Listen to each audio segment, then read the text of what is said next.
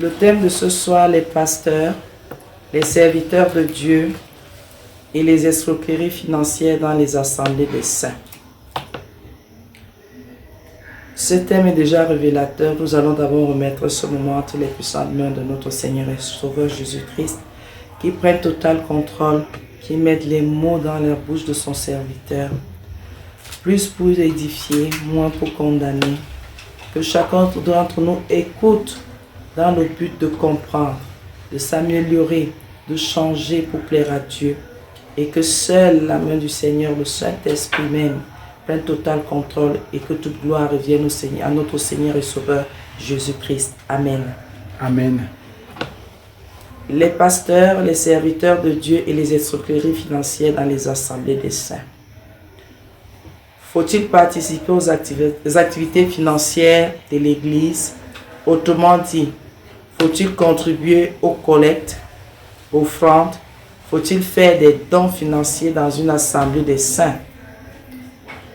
Voilà déjà les premières questions que nous pouvons nous poser dans le but d'être éclairés par le Saint-Esprit, et surtout, nous allons lire la Bible. Chacun d'entre nous doit faire un effort d'avoir sa Bible, parce que présentement, les disputes de mots ne sont pas importantes. Ce n'est pas nécessaire que la parole de Dieu seule nous éclaire, parce que ça ne sert à rien, bien-aimé, qu'on fasse des débats sur la pensée parfaite de notre Seigneur. Que à la base des Saintes Écritures, nous allons lire et le Seigneur va nous édifier. Que nos cœurs soient humbles devant lui et que toute gloire lui revienne. Amen, bien-aimé. Amen. Bien, nous soyons bénis. Soyons bénis.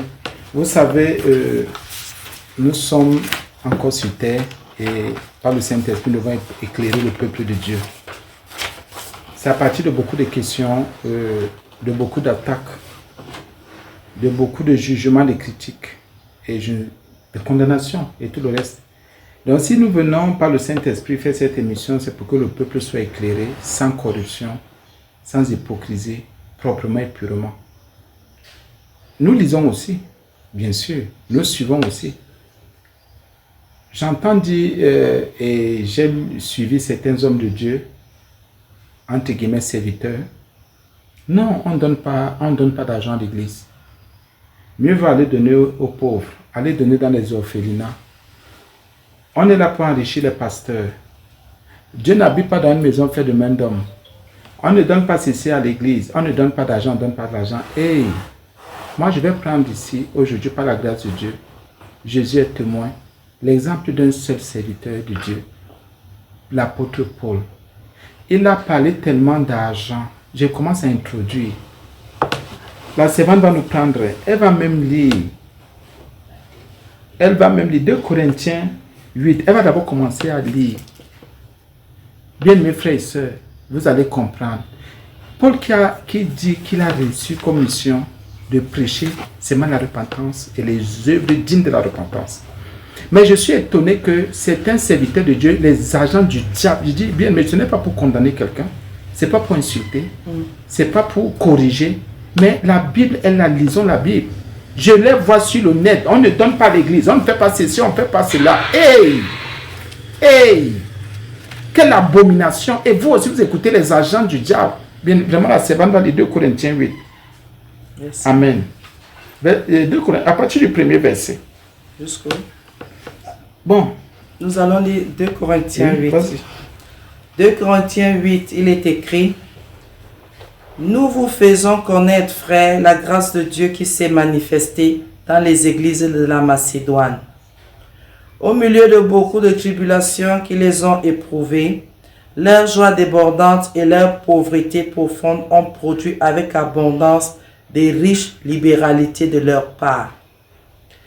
Ils ont, je l'atteste, donné volontairement, selon leurs moyens, et même au-delà de leurs moyens, nous demandant avec de grandes instances la grâce de prendre part à l'assistance destinée aux saints. Et non seulement ils ont contribué comme nous l'espérions, mais ils se sont d'abord donnés eux-mêmes au Seigneur puis à nous, par la volonté de Dieu. Nous avons donc engagé Tite à achever chez vous cette œuvre de bienfaisance comme il l'avait commencé. De même que vous excellez en toutes choses, en foi, en parole, en connaissance, en zèle, à tous égards, et dans votre amour pour nous, faites en sorte d'exceller aussi dans cette œuvre de bienfaisance.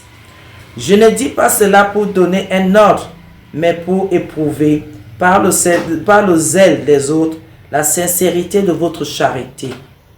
Car vous connaissez la grâce de notre Seigneur Jésus-Christ, qui pour vous s'est fait pauvre, de riche qu'il était, afin que par sa pauvreté vous fussiez enrichis. C'est un avis que je donne là-dessus, car cela vous convient, à vous qui non seulement avez commencé à agir, mais qui en avez eu la volonté dès l'année dernière. Achevez donc maintenant d'agir afin que l'accomplissement, selon vos moyens, réponde à l'empressement que vous avez mis à vouloir. La bonne volonté, quand elle existe, est agréable en raison de ce qu'elle peut avoir à sa disposition et non de ce qu'elle n'a pas. Car il s'agit non de vous exposer à la détresse pour soulager les autres, mais de suivre une règle d'égalité. Dans la circonstance présente, votre superflu pourvoira à leurs besoins, afin que leur superflu pourvoie pareillement au vôtre, en sorte qu'il y ait égalité. Je continue. Oui, le verset 15. Selon qu'il est écrit, celui qui avait ramassé beaucoup n'avait rien de trop, et celui qui avait ramassé peu n'en manquait pas. Amen. Amen. Bien aimé, c'est Paul. Il parle ici, je vais juste prendre certains versets.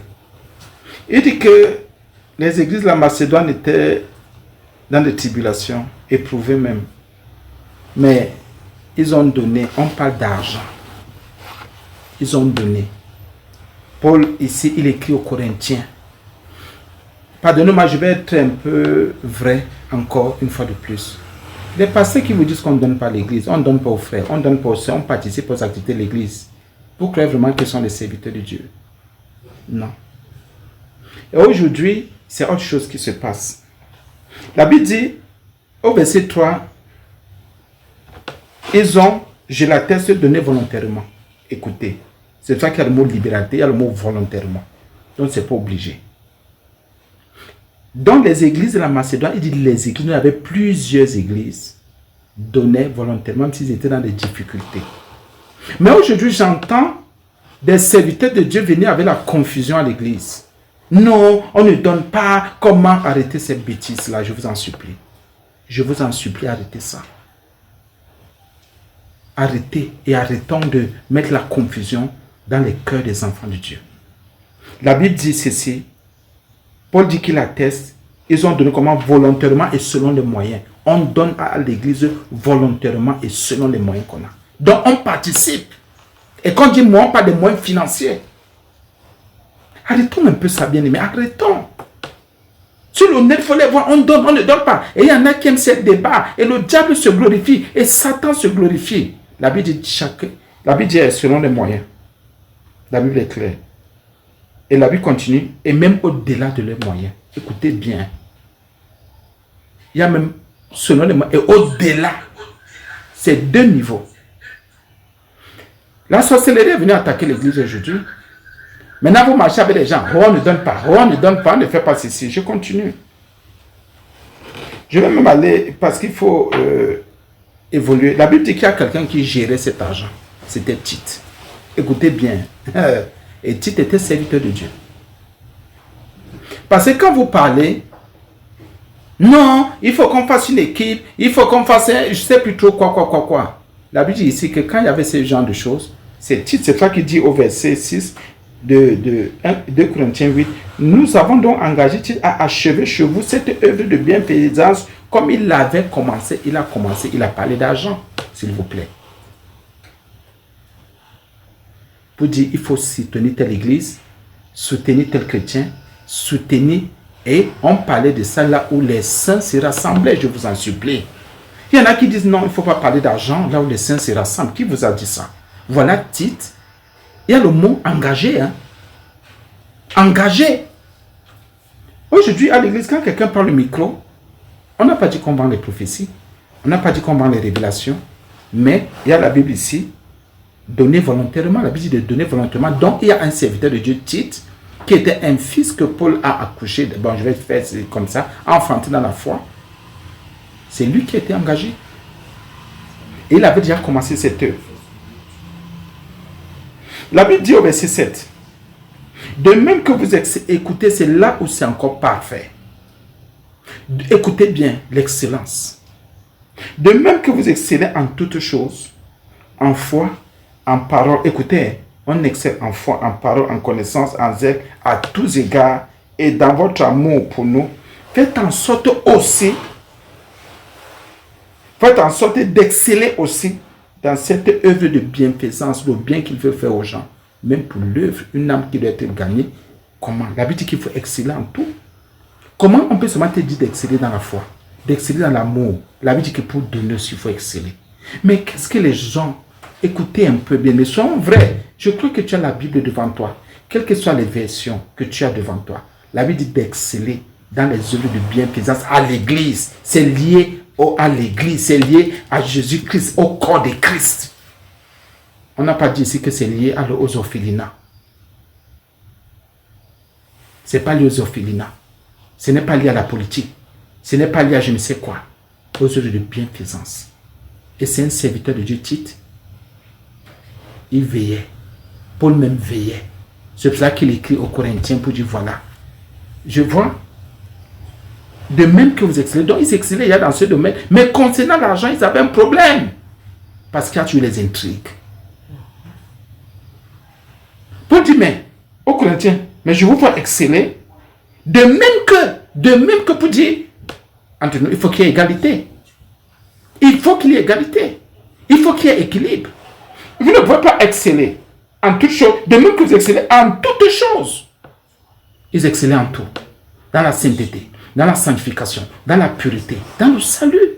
Ils excellaient dans la vérité, dans la justice, ils excellaient. Dans la foi, ils excellaient. En parole, ils excellaient. Ils excellaient même en connaissance. Ils atteignaient le plus haut niveau qu'il fallait. C'est ça l'excellence. Dans leur domaine bien précis, la foi, la parole, la connaissance, ils excellaient en zèle à tous égards.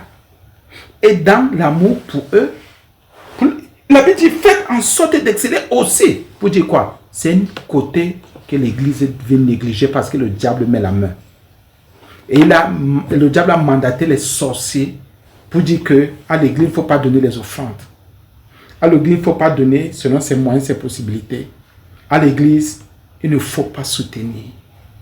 Moi, je les appelle sorciers et je les appelle infiltrés du diable. La Bible est claire.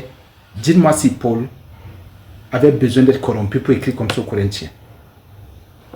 Mais si aujourd'hui une assemblée applique, ceux qui sont les bandits des grands chemins, ce sont eux qui viennent condamner les églises. L'église des saints, on donne à l'église, mon frère. Ma soeur, on donne à l'église. Pour un pauvre, pour un nécessiteux. On va même voir pour la suite. Donc je vais d'abord arrêter là. Le reste, vous allez bien dire à la maison. Parce qu'il y a beaucoup de choses à dire. Il y a beaucoup de choses à dire là-dessus. Nous sommes dans la servante va lire Galates 2, 10. Galates 2, versets 6 à 10. Il est écrit: ceux qui sont les plus considérés, quel qu'il ait été jadis, cela n'importe pas. Dieu ne fait point d'acception de personne. Ceux qui sont les plus considérés ne m'imposaient rien. Au contraire, voyant que l'évangile m'avait été confié pour les incirconcis, comme à Pierre pour les circoncis, car celui qui a fait de Pierre l'apôtre des circoncis a aussi fait de moi l'apôtre des païens. Et ayant reconnu la grâce qui m'avait été accordée, Jacques, Céphas et Jean, qui sont regardés comme des colonnes, me donnèrent à moi et à Barnabas la main d'association afin que nous allassions, nous vers les païens et eux vers les circoncis. Ils nous recommandèrent seulement de nous souvenir des pauvres, ce que j'ai bien eu soin de faire. Amen. Amen. Voici alors ici une situation. Bon, on a pris juste une partie. Hein. Là où Paul, il cite les noms, hein, il rencontre les colonnes. Jacques, Pierre et Jean. Donc quand c'est pas c'est Pierre. C'est que les autres ont appelé, entre guillemets aussi, synode. Ils ont appelé ça comme ça. Ils sont rencontrés, il fallait prendre des décisions, il fallait faire un genre de choses. Et ici, Paul dit, voici la recommandation qu'il reçoit des trois. Il nous recommandait, puisque Tite était aussi là, de nous souvenir des pauvres. Il devait se souvenir des pauvres comment? Puisque lui, il quittait Israël, il quittait Jérusalem, il devait aller loin. Il devait aller faire des collectes concernant l'argent. Il devait aller faire des collectes. Pour dire, il y a des pauvres à tel endroit, il faut qu'ils aient à manger. Amen. On va parler de ça au hors de l'église. C'est à l'église qu'on en parle, s'il vous plaît, je vous en supplie. Il y a l'évangélisation là-bas, on a besoin d'argent. Il y a des gens qui ne se sentent pas bien physiquement là-bas, il faut de l'argent, on fait des collectes. Amen. Et Paul dit, concernant les pauvres, ça c'est ce que les trois ont dit à Paul. Bon, tu as une équipe, nous aussi nous sommes ici, s'il vous plaît, quand vous allez vers les incirconcis, n'oubliez pas de vous souvenir des pauvres, de vous rappelez-vous qu'ici en Israël, l'église de Jérusalem a beaucoup de pauvres. Et Paul dit, ce que j'ai bien eu soin de faire. Et vous rappelez maintenant que chaque fois que Paul faisait des collectes, on disait qu'il est un bandit.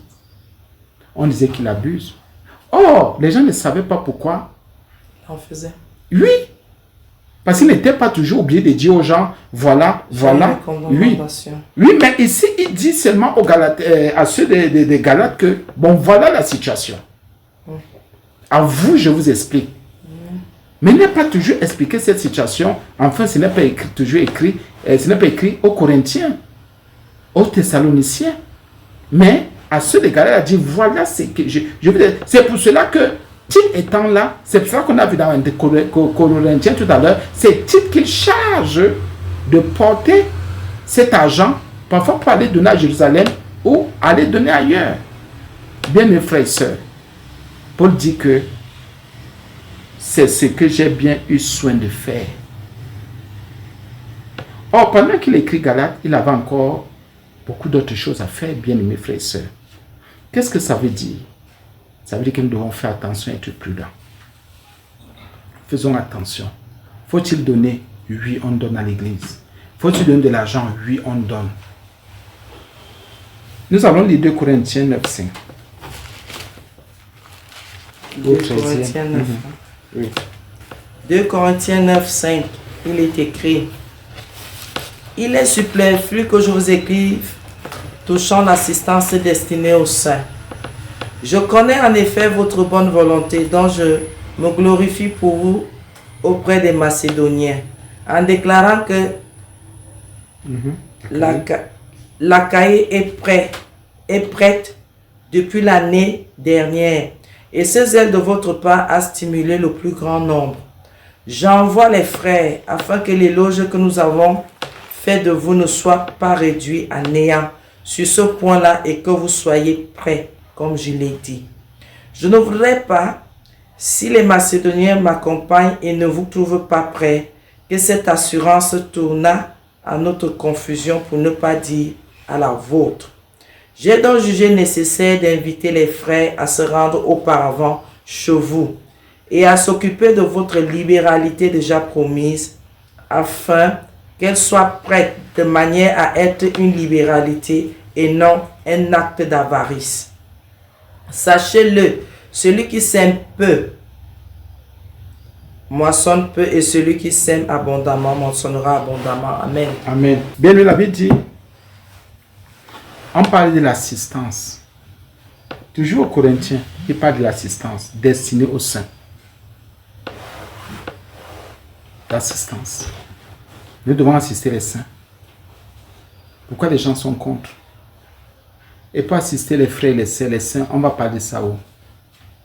Entre nous. Ce n'est pas un commerce, ce n'est pas un trafic. Pour les clés ici, il dit au verset 5, vous avez compris le reste. Et déjà, même il y a le verset 2 qui est important. Je connais en effet votre bonne volonté, dont je me glorifie pour vous auprès des Macédoniens, en déclarant que la Caïe est prête depuis l'année dernière, prête à faire quoi? À donner. Donc il y a des assemblées dans certaines régions qui étaient déjà prêtes. L'argent était déjà gardé. C'est pour ça que dans certaines assemblées, on ne donne pas un. Et c'est vrai. Dans certaines assemblées, c'est ça. Voilà une assemblée qui était déjà prête. D'autres, ce n'est pas moi. D'autres, ce n'est pas semaine. Mais parce que les gens préfèrent trier les versets au volet. Enfin, comment je voulais dire? Quand les versets en l'air comme ça, pardonnez-moi. Comme si vous voulez clouer. Qui tu veux clouer? Un pasteur, mon frère. Tu veux clouer qui? Une église? Une assemblée? On ne vend pas les prophéties, nous rappelons. On n'escroque pas l'église. On n'abuse pas des gens. On ne vend même pas les objets religieux, les huiles, les parfums, tout ça, les mouchoirs. On ne vend pas. Mais on est honnête en disant, voilà un apôtre. C'est pour ça qu'on va beaucoup travailler avec l'apôtre Paul. La Bible dit qu'il y a des gens, une province, une région qui était prête. Prête. Donc le verset 5 maintenant. J'ai donc jugé nécessaire d'inviter les frères à se rendre auparavant chez vous et à s'occuper. Il a invité les frères à aller chercher cet argent. Bien-aimés frères, vrai. Et à s'occuper de votre liberté déjà promise afin qu'elle soit prête de manière à être une liberté, non un acte d'avarice. Ce n'est pas aujourd'hui. Quand vous voyez un pasteur avare, venez dire, ne donnez pas, oh, ne faites pas. Il y a des pasteurs avares. Moi, j'ai rencontré des gens quelque part, nous étions dans un hôpital pour une situation. J'ai rencontré quelqu'un qui dit non, on ne donne pas, on ne fait pas l'église, on ne construit pas l'église, on fait chez les gens. Pourquoi? Parce que le pasteur, les porteurs de cette histoire sont avares, ils ne veulent pas louer une maison. Et quand on fait l'église dans ta maison, on ne te donne, ils viennent attaquer tes enfants, attaquer ta femme, attaquer tous tes affaires, ton travail. Il y a des pasteurs avares, nous le savons. Avares, cupides, méchants. Pardonnez-moi. Ils disaient non, non, c'est mieux, non, on construit pourquoi? On achète un terrain qui nous appartient pourquoi? Pourquoi chercher à avoir une radio, une télé? Pourquoi? C'est pour l'évangélisation, mon frère. Ma soeur, c'est pour l'évangélisation. La Bible dit qu'il y a des actes d'avarice à l'église. Écoutez bien, hein? Avarice. Des personnes chiches, des personnes cupides, méchantes. Quand on commence à parler d'argent, c'est là où vous voyez ces gens quitter l'église. Parce que vous avez écouté des menteurs, des sorciers. Paul est clair quand il s'adresse aux Corinthiens. Il dit, je vais former une équipe. Et l'équipe va venir prendre. On parle d'argent. Bien, mes frères et sœurs, il faut qu'on fasse attention. Amen. La servante va prendre un autre point. Bon. Oui, la deuxième question. Devrait-on vraiment parler d'argent à l'église? Oui, Paul a écrit, on parle d'argent à l'église. Amen. Et c'était dans les églises des saints. Dans les églises des saints. Au fond, l'église de Jésus a-t-elle réellement besoin des contributions financières pour ses besoins? Bien sûr que oui. Oui. Je crois que là, homme de Dieu, il faut d'abord énoncer les besoins de l'église. De l'église. Du moins, grosso modo. Oui, il y a même un verset.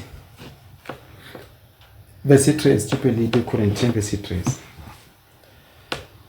2 Corinthiens 9, c'est ça? Oui, toujours 2 Corinthiens 9. 2 Corinthiens 9, verset 13, il est écrit: en considération de ce secours dont ils font l'expérience, ils glorifient Dieu de votre obéissance dans la profession de l'évangile de Christ et de la libéralité de vos dons envers eux et envers tous. Amen.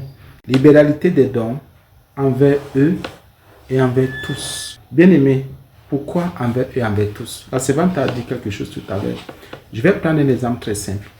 À l'église, il y a toujours les pauvres. Il y a toujours ceux qui ont des maladies physiques, spirituelles. On est là pour le salut. Il y a des frères qui ont faim, des soeurs qui ont faim. Il y a des mamans, il y a des veuves, il y a des gens. Il y a un peuple, il faut s'en occuper. Ceux qui vous disent qu'on ne donne pas l'église, il faut aller donner aux orphelinats, nous ne sommes pas contre. nous ne sommes pas contre. C'est la religion. Ça, c'est la religion. La Bible dit que la religion sans tâche et pure et sans tâche, c'est de faire étude. C'est sûr que quelqu'un va me dire, mais qu'est-ce que tu racontes? Nous sommes le travail là aux religieux. Ce sont les religieux. Moi, je ne sais pas pourquoi je vais dire des choses qui vont peut-être vous frustrer. Je peux donner des choses à l'orphelinat, bien sûr, si le Saint-Esprit me dit va donner. Là, j'irai, mais je n'irai pas dans ma chair. Parce que la chair va me faire moissonner la corruption. Parce que je sais qu'il y a déjà certaines congrégations qui aiment aller vers et qui sont de ce côté-là. Je me suis rendu compte, en faisant une petite recherche, que quand on dit orphelinat, ce sont un peu plus les catholiques qui sont liés aux orphelinats. Oui. Sur 100 orphelinats, les catholiques sont liés au moins à 90. Les autres sont des personnes comme ça. Peut-être des privés. Oui, parfois des privés. Particulièrement. Vous dites quoi? C'est déjà, les orphelinats sont liés déjà à certaines congrégations, à certaines assemblées. Donc, pour dire quoi? Ce sont les pauvres. Donc, ils s'occupent de leurs pauvres. Écoutez très bien et comprenons. Nous nous occupons maintenant des pauvres que nous avons à l'église. Amen. Il faut les soutenir, il faut les aider. C'est très utile. À l'église, je vais prendre un exemple. Il y a des églises qui louent des maisons. Bien aimé, l'argent qui va payer sur le pasteur. C'est le serviteur de Dieu. Lui, il peut aussi participer. Vous allez remonter là une question de Dieu. Oui, allons-y. C'est le truc de travail à temps plein, travail à temps partiel. Oui. Et parce qu'à ce niveau, on va y arriver. Oui, on va y arriver. D'accord. On va y arriver. Parce que vous avez parlé de la participation du pasteur, alors que le pasteur est d'abord appelé pour faire une œuvre d'abord. Et c'est cette œuvre-là qui est plus importante que d'aller travailler. Oui, on va y Parce que c'est un travail. On va y arriver. D'accord. Donc, je prends un exemple. Pardonnez-moi. D'une assemblée simple, celle qui loue, c'est-à-dire qui n'a pas encore les possibilités de s'acheter un terrain. Il y a des assemblées qui louent le terrain, il faut payer tous les mois. D'autres, il faut faire un truc, une maison en attendant. Parfois même on va chez le pasteur. Parfois même on va chez le pasteur et il faut louer la maison du pasteur. Les gens qui disent qu'il ne faut pas donner. Il y a le courant, l'électricité à payer. Amen. Et il y a, je vais prendre un exemple, il y a des pauvres à soutenir, nous n'allons pas arrêter, il y a l'évangélisation à faire. Ceux qui n'ont pas encore un genre de possibilité, il faut passer au niveau des tracts. Il faut faire des tracts pour que le truc véhicule. Ceux qui ont reçu la grâce de Dieu peuvent avoir une radio, une télé, et on évolue pour l'évangélisation. Il y en a qui peuvent, il y a des maladies physiques, mais il y a des enfants, vous avez prié. Qu'est-ce qu'on fait maintenant? Allez directement, le Saint-Esprit dit, ça c'est un problème physique, amenez cet enfant à l'école, à l'hôpital. Il y a tellement de choses. Il y a des assemblées où il faut faire des agapés tous les dimanches. Il faut nourrir les pauvres. Il faut donner à manger aux gens. Oui. Il faut les vêtir. Il faut scolariser. Il faut donner les médicaments. Oui, il y a des enfants qu'il faut scolariser. Il y a des enfants qu'il faut soutenir. Il y a des enfants parce que la foi qui a été abandonnée par leurs parents. Il y a des enfants, nous savons ce que nous faisons sur le terrain. Dites-nous, l'église va voler, le pasteur va voler. Va faire comment? Nous devons donc mettre la main. Ceux qui vous disent on ne donne pas, on ne donne pas. Alors maintenant, comme la servante a dit au niveau des pasteurs, est-ce qu'un pasteur doit-il prendre de l'argent à l'église? Est-ce qu'il faut prendre de l'argent à l'église? Faut-il le faire? Allons d'abord au niveau de quelqu'un. Allons d'abord dans 2 Corinthiens 11. On prend d'abord l'exemple de Paul. 2 Corinthiens 11, verset 8. 2 Corinthiens 11. À partir du verset 5, s'il te plaît, pour qu'on comprenne un peu, je t'en supplie. 2 Corinthiens 11, du verset 5 au verset 8. Il est écrit: Or, j'estime que j'ai été inférieur en rien à ces apôtres par excellence.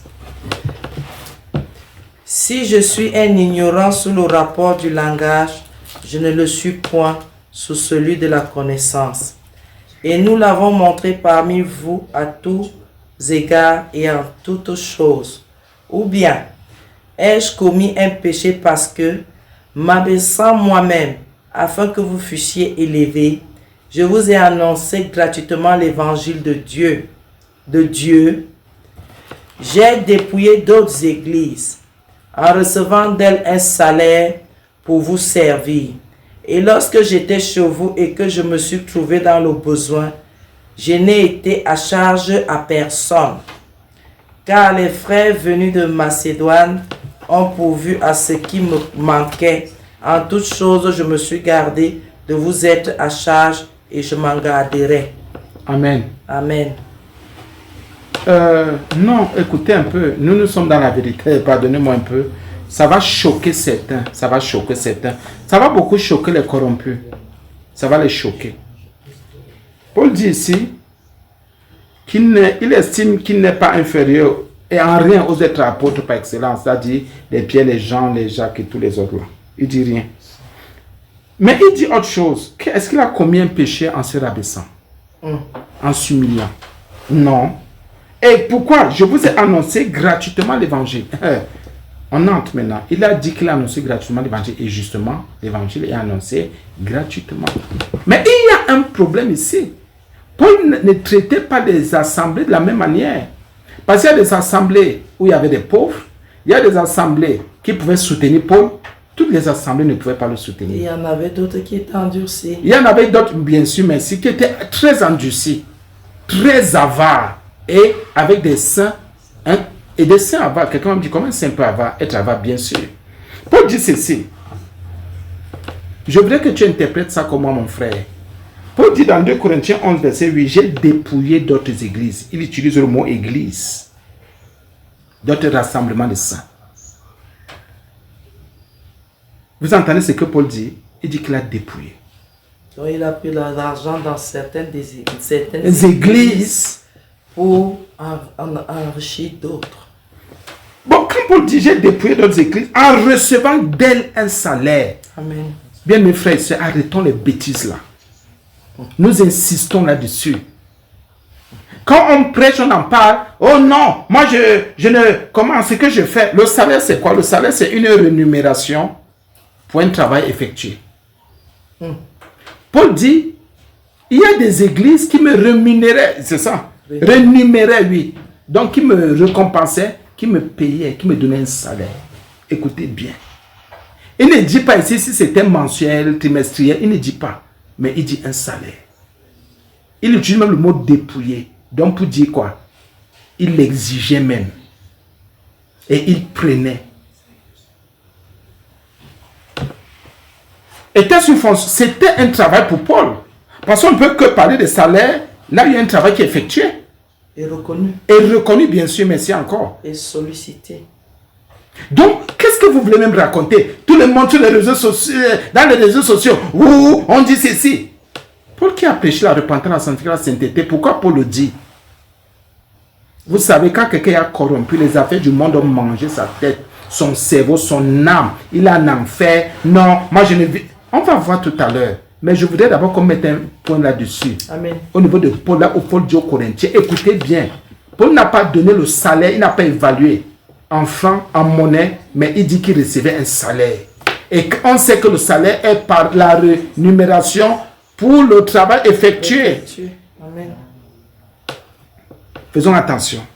Vous pouvez même lire à la maison de Deutéronome 24, 14 à 15. Là, la Bible dit, le salaire du travailleur est saint et ne doit pas être retenu. Bien aimé, quand Paul dit ici qu'il a dépouillé, comment on peut appeler? Ça veut dire que vous voulez dire que Paul était un voleur? Prenez toutes les versions que vous voudrez. Allez dans les versions que vous pouvez chercher. Donc Paul était un voleur. Vous voulez dire que Jésus était un voleur tant que les femmes participaient, finançaient l'œuvre qu'il faisait? Pourquoi Jésus, qui est Dieu, a laissé les femmes financer son œuvre? C'est pour donner un exemple. Arrêtez un peu ça. Les réseaux sociaux, n'importe qui dit n'importe quoi. Parce qu'il faut écouter. Amen. Et les gens suscitent en vous les démons de l'avarice, les démons de la cupidité, la méchanceté. Vous commencez à raconter des histoires. Bien mes frères et sœurs en Jésus, vous devez vous repentir. Tout ce qui vous a amené dans un genre de choses. Là, Paul ne s'est pas caché, il dit j'ai dépouillé.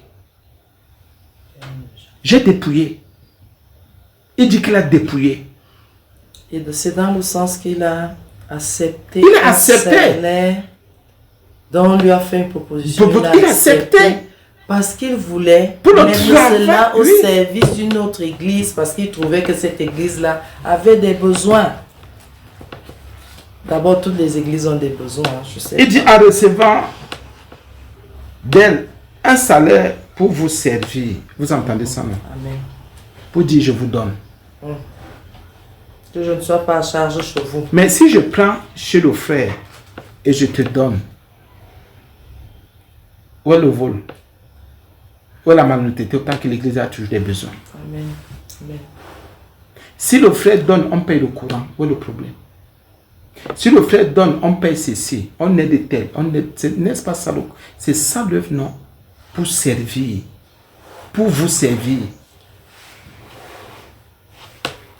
Donc la Bible dit, et lorsque j'étais chez vous et que je me suis trouvé dans le besoin, Paul dit qu'il avait des besoins. Amen. Écoutez bien, lui, serviteur de Dieu, là, il avait des besoins. Sans enfants et sans femmes. Sans enfants, sans femme, il avait des besoins. Et il continue, que ce sont les frères qui sont venus en Macédoine qui ont pourvu à ce qui lui manquait. Bien mes frères et sœurs, oui. Dans les Corinthiens, on peut considérer, c'est à un moment donné qu'ils étaient des avares. Parce que Paul prend un salaire ailleurs pour venir donner aux Corinthiens. Il y a beaucoup d'assemblées comme ça. Et ce qui fait que il y en a qui viennent dans les églises, c'est pour prendre toujours chez le pasteur. Chez le pasteur, mais cela n'en parle jamais. Certains viennent dans les églises et veulent seulement dépendre des dons qui entrent, des offrandes qui entrent, des libertés. Ils n'en parlent jamais. Bien mes frères et sœurs, il y en a qui ont soutenu Paul. Et ça a beaucoup aidé Paul.